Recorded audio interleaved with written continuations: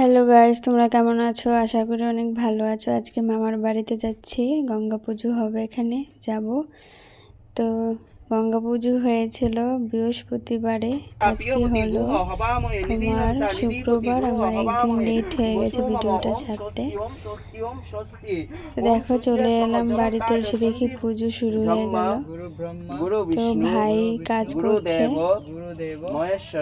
তো আজকে মামা বেঁচে থাকলে মামাই সব কিছু করতো, কিন্তু মামা আমাদের মাঝে নেই, তাই ভাই সব কিছু করছে।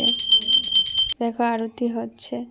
তো মামার অনেক স্বপ্ন ছিল যে এখানে একটা পুকুর করবে।